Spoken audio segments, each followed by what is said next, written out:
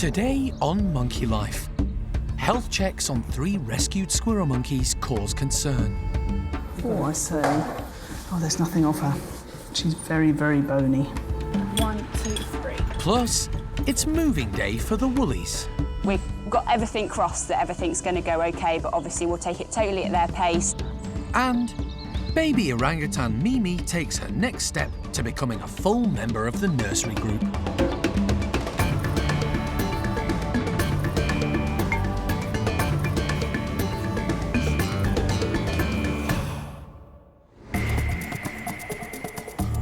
Monkey World in Dorset, buried deep in the English countryside, is the largest sanctuary of its kind on the planet.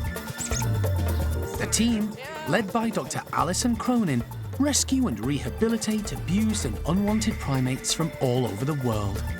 Jeremy's grooming her really lovely, so I think we're going to make good progress. The park provides a home for more than 250 monkeys and apes from 21 different species.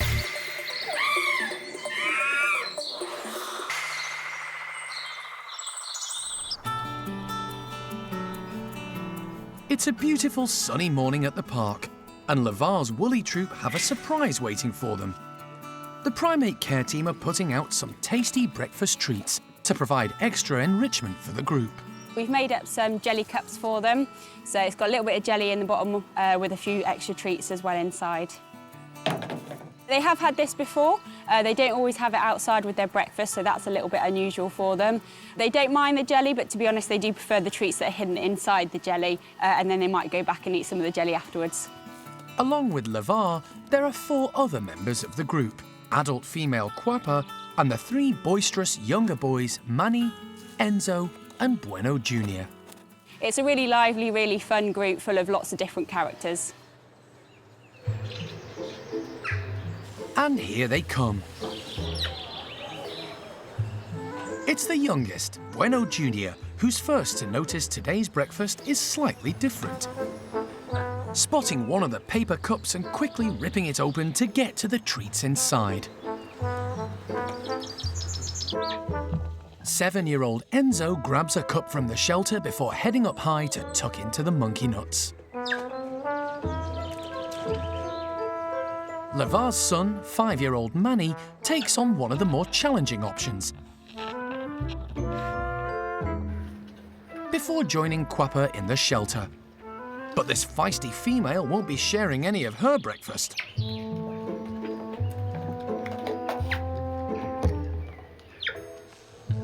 Junior is keen to get to the bottom of the cup and the tasty jelly that awaits. Manny is still on Quapper's tail, hoping she'll share yet another cup she's found. But she's having none of it. Turning her back on Manny, who gets the message. Lavar has also got in on the act. At 27, he's the oldest Woolly in the park, but he's still an impressive, dominant male and a perfect role model for the 3 young boys in the group. Lavar's a really good dominant male. You know, he keeps his group nice and calm and settled. That gives them all, including the youngsters, the reassurance that they need. The females adore him, and the youngsters all want to be with him and play with him. And all round, he's just a very equally balanced dominant male. Having exhausted nearly all the peanuts and jelly, the group turn their attention to the rest of their breakfast. In the wild, woolly monkeys live in the trees of the Amazon basin, rarely coming down to the ground because of the danger of terrestrial predators. They use their impressive tails to suspend themselves from branches while reaching for food, or to drink water. Tasks like these are a perfect way of encouraging Woolly's natural behaviour. Lavar's group is a very energetic group. They have loads of fun, you know. It's full of youngsters, so they're on the go all the time and they just want to play and have a good time. So it's a real fun group to watch and just see how they're getting on and developing. But what Lavar's gang don't know is that this was their last breakfast altogether. Tomorrow is moving day for the park's Woollies, and there's going to be a bit of a change around.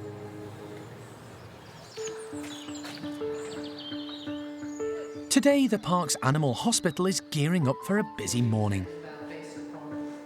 Wildlife vet Sue Thornton is here to give some new arrivals a thorough health check. The 3 squirrel monkeys were found living in filthy conditions at a house in Somerset, following a police raid. As a result, there's no medical history for any of them. The first of the trio Sue is going to examine has been named Logan by the care team. It's thought the owner bought 2 of the monkeys as a breeding pair, with the intention of selling their offspring via the pet trade. He's quite significantly underweight. Logan is the larger of the males, and Sue is concerned about his overall appearance. This is an older animal. His teeth are not beautiful.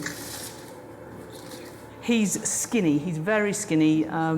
His bones over his pelvis are very prominent, but he's got a reasonable muscle mass over his thighs, which when they're really in a bad way, they lose the muscle mass as well.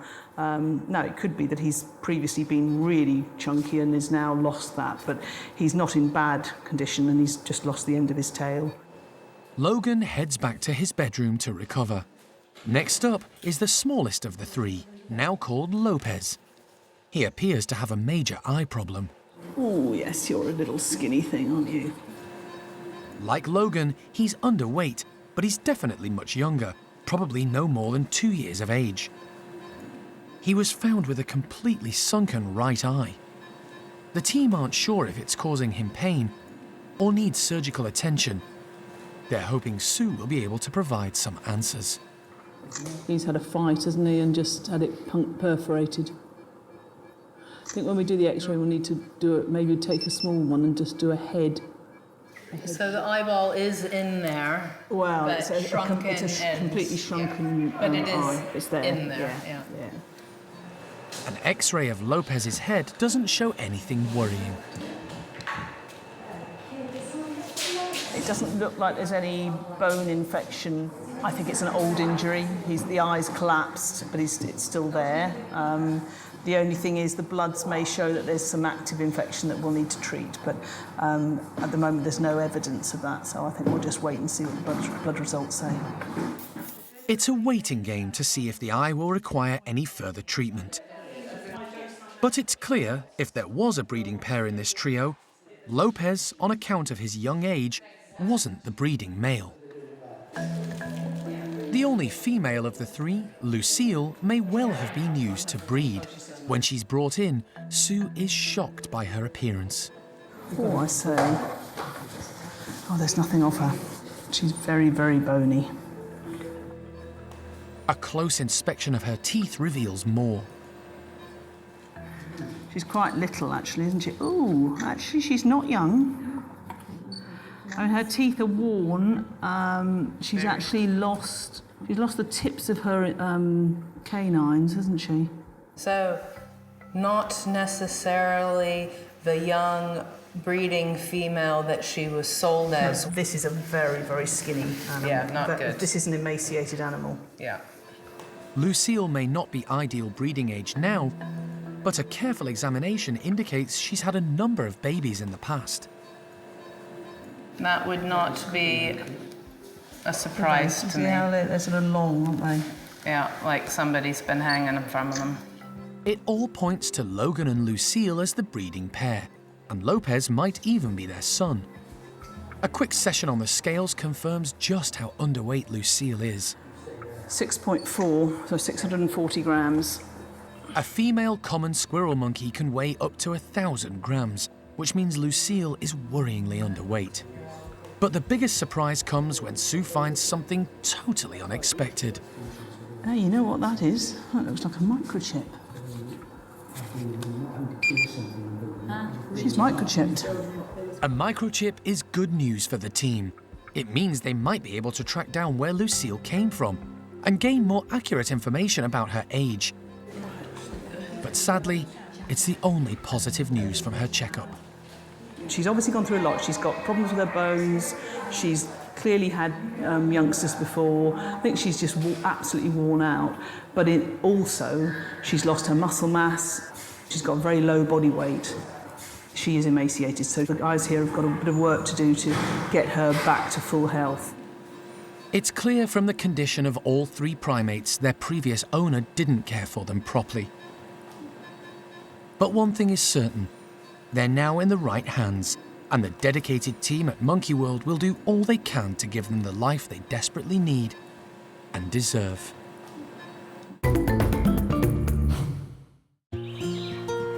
With almost half of the world's captive population of woolly monkeys living here at the park, constant monitoring of their care is paramount. Woollies are prone to stress and hypertension, so the care team do their best to ensure each group is harmonious and healthy. With this in mind, over the next 2 days, the park will undertake the biggest woolly move they've ever done. 14 of the 19 primates are swapping homes. It's a really tricky situation for us. There are so few left in the world in the captive population that we've set up 3 different groups here to try and deal with all of the babies that we have and managing all of our guys ourselves. So it means that every couple of years, really, we have to look and reassess and make sure that everybody's in the very best group and that they're getting along socially. So we've decided that it's time for another shifting around of characters and personalities, really, to see if we can find that perfect mix and balance. One major consideration is the number of males to females. Getting the balance right can be tricky. So today the team are going to concentrate on 2 of the bigger boys. Strapping male Paolo is going to move first. He's crossing the park to join Enzo, who's 2 years younger. But since they last lived together, Enzo's bulked up into a fully grown adult male. The rest of Paolo's group, Pakaya, Oriana and Claude, will move tomorrow. The team are unsure how the 2 males will react to meeting up again and want to give them as much time as possible without the distraction of other woolly monkeys around. Yeah, 1, 2, 3.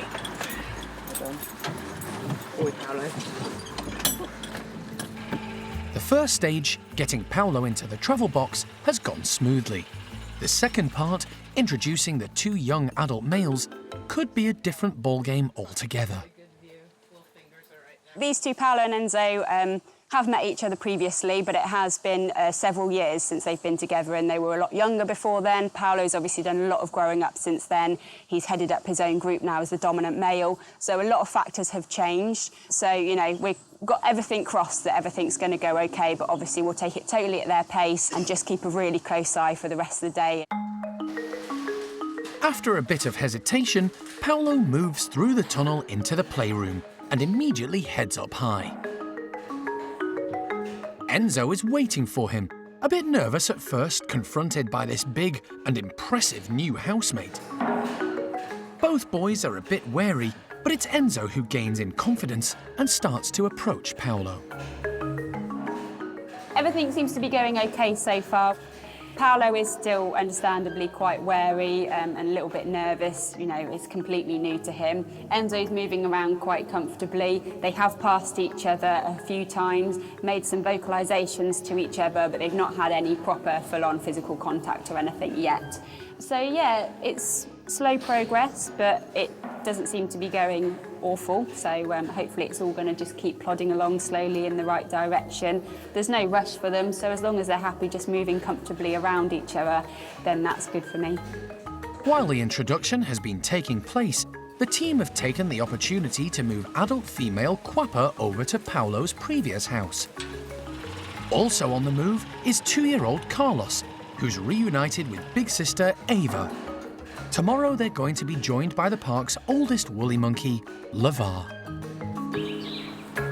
Day 1 of the big woolly move has gone well. Tomorrow, it's the turn of the remaining 11 to relocate and meet new housemates.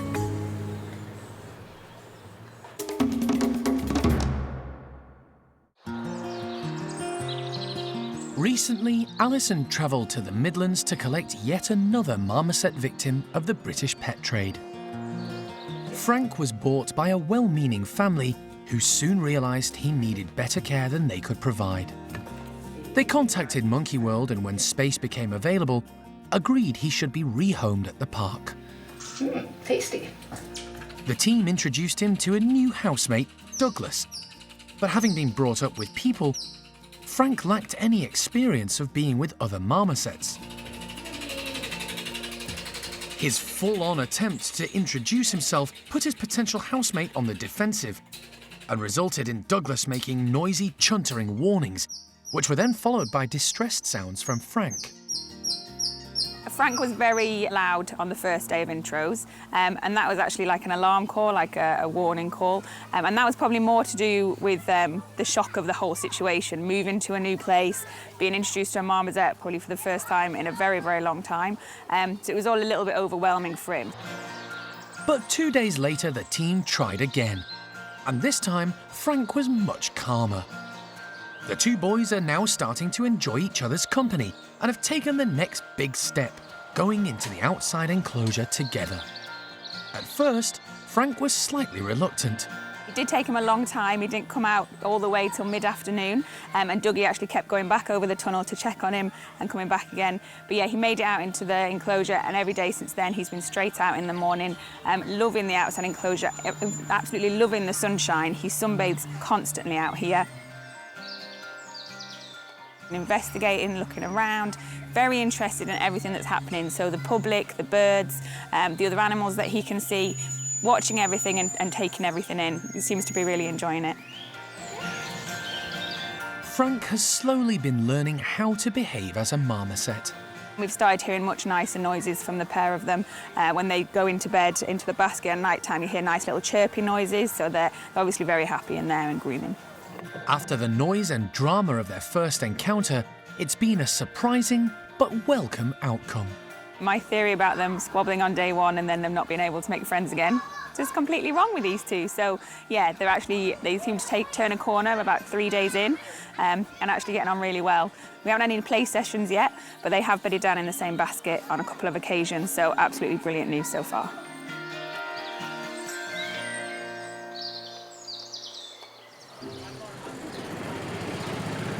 It's been just over a month since the park welcomed young female orangutan, Mimi. Born at Moscow Zoo, Mimi was rejected by her mum at birth, and for the first 20 months of her life, had to be hand-reared and looked after by the staff there. Mimi struck up a bond with keeper Jarno straight away, but she's really flourished since being with others of her own kind, and has transformed into a confident youngster, living in an orangutan family group. Mimi has already bonded with fellow youngsters Bulu Mata and Rika, who are just a little bit older, and Roro, one of the 2 adult females in the nursery. It's been fantastic inside in the playroom. She's so comfortable climbing around all the way to the roof, having everything from the roof. So I think it's time for her to explore even more. So yeah, hopefully today she will just come out all the way on her own to enclosure and yeah, having fun out there. Come on, gorgeous girl. Come on, my beauty. Hey, look at you. Let's go have some milk. Come on, gorgeous girl. Keeper Jarno has previously taken Mimi into the outside enclosure, but this time she heads through the tunnels all by herself. The team want to be sure she's happy to head out on her own to explore the hoses and climbing apparatus. Then they can let some of the others join her. Mimi's doing really well. She's progressing and, you know, we're teaching her all of the parts of her home, her new home, and how everything connects together. So it's great to see that she's moving in and out from the tunnel system into the enclosure. And she knows that's the area that she's used to and she feels comfortable. Yeah, taking it at her pace, but she's coming on really well and she's settling in and yeah, I think she likes it here. Hey! Hey! To give her reassurance and also to encourage Mimi to climb up, Jarno heads to one of the high platforms with lots of fruit for her as a reward, if she manages to reach him. Come here, look. Great girl. After checking things out, the inquisitive youngster sets off to join him. A little tentatively at first, but not for long. Come this way now. Come this way. Here, Mimi. She's really good. She's just exploring herself and checking everything, really. She seems like really confident. Now it's next step. I'm gonna let Roro out to join her, so Roro can show her even more something, this facility that we have in the enclosure. Roro girl! Adult female Roro is a playful character and so far has been a great role model for all the boisterous youngsters in the nursery group. She was the first to meet Mimi, and the team hope her presence outside will help Mimi gain even more confidence.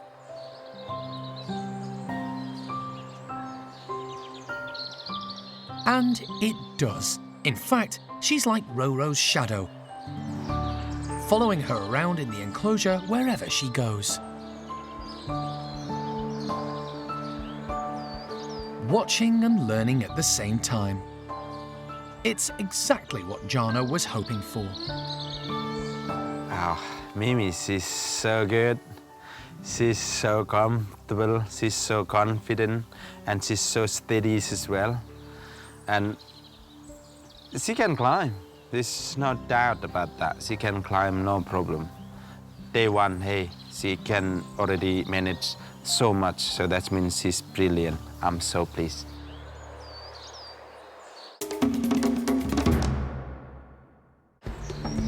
Next time on Monkey Life. The vets are called over concerns for the health of young chimp Bart. Everything is confirming that we're dealing with diabetes and looks like type 1 diabetes in this case. Plus, ice lollies for the new squirrel monkey trio. And they've got this new treat linked.